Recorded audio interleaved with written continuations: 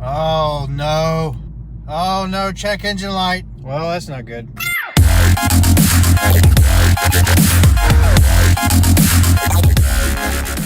Hey, what's up guys? All of my favorite people out there. It is that time. It is time to spend some money. I told you for a couple of months now here in 2019, we were gonna get hot and heavy with the build, and this car behind me is about to get an overhaul. But I have some questions. I need a little bit of your help.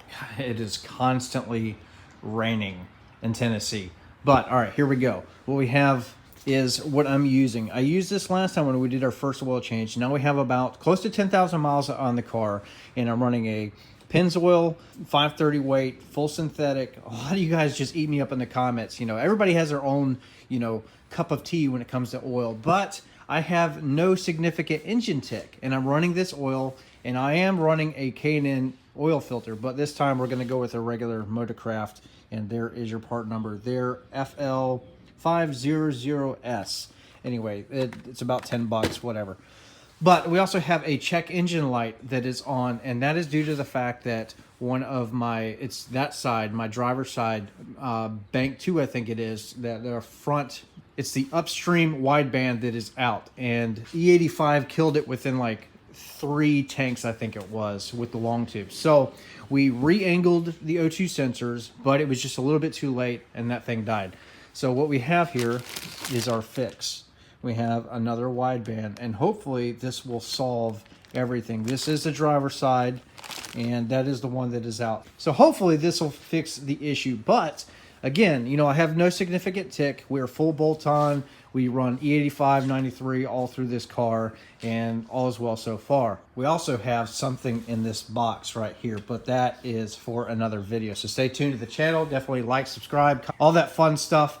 And anyway, so questions that I have is, the track is about to open up, and I was thinking about replacing these guys here. If you follow me on social media, you know that I've been listing these wheels and tires for sale, but the problem is that I'm extremely indecisive when it comes to replacing them. I don't know if I want 19s or do I want 20s. There's a couple of wheel options that I absolutely love. I love the 19-inch SP2 wheels, the PP2 replicas that LMR offers, and they only make them in a 19-inch. And a tire choice is something else that I'm, battling with too. Do I want to go with a, Nitto G2 tire, or do I want to go with the NT05 and like an NT05 in the back or the NT05 rear? I don't know. Yeah, it's mostly just because I'm so indecisive. I want to lower the car a little bit. I still don't know what springs I want to go with. Do I want a handling spring or do I want a drag spring? It will be BMR, but I'm just not sure. This is a 95% daily driver, and I like cars that can handle really well.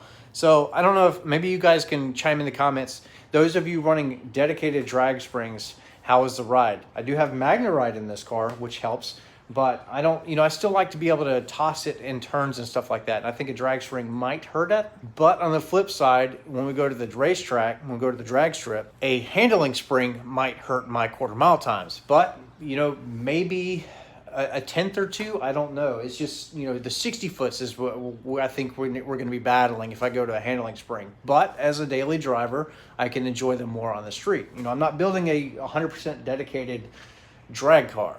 That was never the intent of this 2019 build. It's just supposed to be like a fun daily driver capable of multiple things. And I think a handling spring might solve that. But, if the drag spring is fine on the street too, then maybe we'll do that. Let me know in the comments. But that's kind of what I'm thinking. If we went to a 20-inch wheel, it would be probably the RTR Tech 7s in black. I love that wheel because they're similar to the Performance Pack wheel, just a little bit more design, a little bit less busy, a little bit, they look great. I think it's a fantastic looking wheel, but probably a 20-inch if I went with that. And then again, tire choice is still up in the air. I'm not really sure what I want to do. But when it comes to like doing stuff, mods, it takes me forever to actually act on something. I'm like, I don't know. I'm very analytical, and I think overthink things probably a little bit too much. But also this rear spoiler, I never thought that I would be getting rid of this, but I'm actually thinking about changing this to something else as well. But, I don't know. I love the PP1 spoiler on these 1819 cars. Absolutely do. It's a very 350R kind of look. I love it. I don't hate this spoiler at all. It's my favorite one that comes on the factory cars. But, you know, we got to do things different. We have to separate this car a little bit from the crowd, and we can't do that unless we start modifying. But anyway, let's get into the video. We got oil change. We're going to tackle the O2 sensor there, the wideband, whatever you want to call it, and then we'll go through it. All right, so again, we have our new wideband. We'll take a look. So this part number actually is right here. Juliet Romeo 3 Zulu 9 Fox 472 Alpha, and that is your upstream front. And yeah, it looks like an O2 sensor. Remember, on these 1819 cars, they have this flat style plug here, so that's very important. All right, well, we have one of these guys, and that is not going to need a regular wrench. Let's see if we can get this thing off of here. Oh, damn. You are tight. You are tight. Oh yeah, that looks pretty burnt up. Where's the new one? Compared to the new one here. Wow, yeah, that's pretty crazy. Yeah, E85 will burn these things up. Not such a big deal if you're stock, if you're running E85 with your factory headers. But, or manifold, whatever you want to say. But E85 ate this thing up. All right, that thing was stuck for a little bit. I don't know why, but we put our new one in. It clips in place. There we go. It is secure.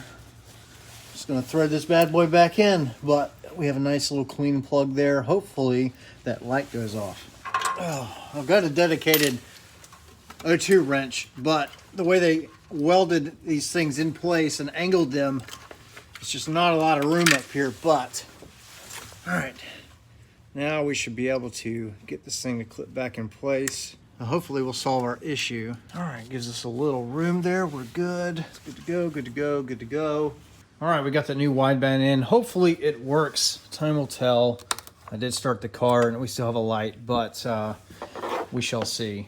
But we can check our oil separator here from JLT. These things are worth every single penny if I can get this thing off. There we go.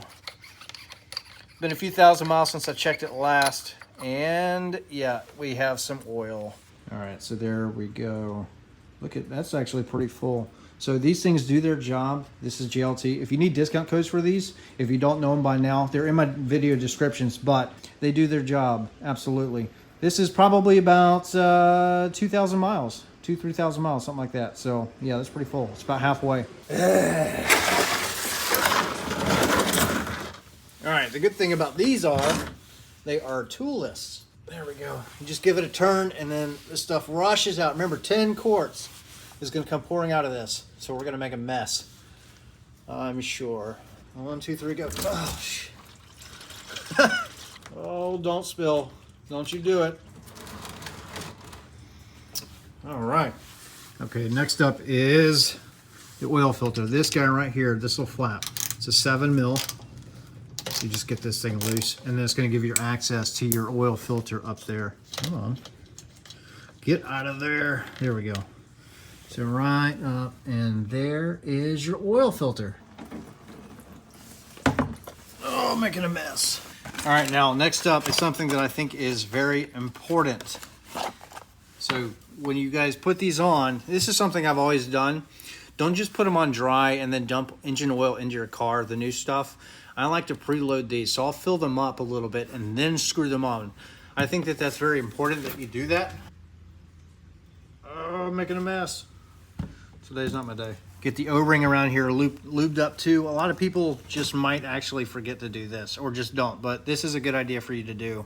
All right, guys, remember you need 10 quarts. And really, an oil change, I'm doing them every like 5,000 miles, 4,000 or 5,000 miles. With 10 quarts, you can honestly go a lot longer. You can go like 8,000 or so because you got 10 quarts. But honestly, the harder you drive your car, I mean, you're going to want to change more frequently. Also, with E85, I believe you need to do that anyway.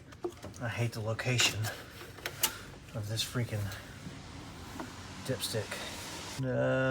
We are right in the middle. So remember, 520 is your recommended. It does say in the manual that if you do a lot of track stuff, if you drive your car really hard, you can do a 530 weight. It's no problem.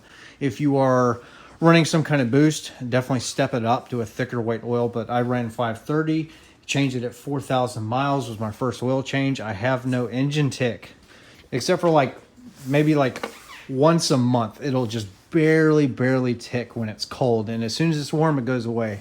But 99% of the time I've got no engine tick, and I'm running this oil. I don't think that the oil filter has anything to do with it. I've never experienced any metal shavings coming out of, I've never seen anything coming out of here. So that's just dirt that's on it, but there's no metallic whatever. Yeah, it's fine. So not all of these engines tick, guys. I can't stress that enough. I mean, we've done videos in the past talking about it. There's other YouTube channels that talk about engine tick. A lot of the 18s supposedly do. This is a 2019. I have no issues. I have a strong engine. I really do. So don't be afraid to buy one of these cars, seriously. So there we have it. We have some maintenance done. Hopefully our check engine light goes away and we have fresh oil. We are ready for the track, which is coming this weekend. So stay tuned for those videos. We're going to chase 10s NA for a little while before we go any kind of boost or anything like that, because I still don't know what I want to do. I don't know if I want centrifugal routes, and I'm waiting on VMP to release whatever they're going to. Word on the street is soon. Soon they're going to have something. But I will say that during this video, when the oil was draining out, letting it do its thing, I got impatient and I placed an order online for some crazy parts. So there are things coming. I'm not going to say what I bought. You're going to have to definitely stay tuned to the channel for what's to come. But I think that you'll be impressed. I think that it'll be big for the channel and for the car. Some of it's performance related. Some of it is going to change the look of the vehicle drastically. So definitely stay tuned to the channel. With all that said, that is the video. I hope that you enjoyed it. So simple little stuff, just maintenance stuff, and then ordering new parts. And remember, in this box right here, there's something else. So we have a lot of stuff coming over the next couple of months. Definitely would love to have you on this channel. Subscribe, turn the notification bell on so you don't miss videos, and I'll see you in the next one.